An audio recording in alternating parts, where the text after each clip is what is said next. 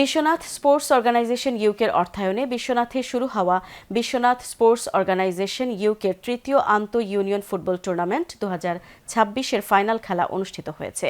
উপজেলার ৮ নম্বর ইউনিয়নের ফুটবল দলের অংশগ্রহণে পুষ্প সৌরভ স্পোর্টিং ক্লাব বিশ্বনাথের গাঁও মাঠে টুর্নামেন্টের ফাইনাল খেলা অনুষ্ঠিত হয়।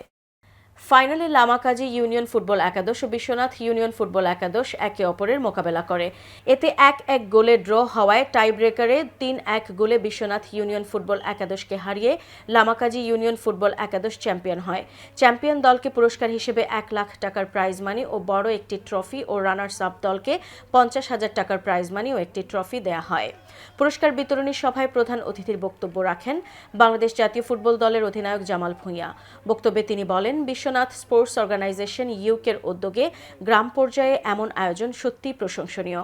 বিশ্বনাথ স্পোর্টস অর্গানাইজেশন ইউকের অ্যাসিস্ট্যান্ট সেক্রেটারি রুহেল মিয়ার সভাপতিত্বে পুরস্কার বিতরণী সভায় বিশেষ অতিথির বক্তব্য রাখেন সিলেট জেলা ক্রীড়া কর্মকর্তা নূর হুসাইন, যুক্তরাজ্য প্রবাসী আলহাজ রইস আলী, মিসবা উদ্দিন, গুলজার খান, আব্দুর রহিম রঞ্জু, ইউপি চেয়ারম্যান এমাদুদ্দিন খান, হাফিজ আরব খান, আতিকুর রহমান লিটন, দয়াল উদ্দিন তালুকদার, বিশ্বনাথ প্রেস ক্লাবের সভাপতি রফিকুল ইসলাম জুবায়ের, সাবেক সভাপতি কাজী মোহাম্মদ জামাল উদ্দিন, ক্রীড়া সংগঠক জামির হুসেইন ও আজিজুর রহমান খান রাজু।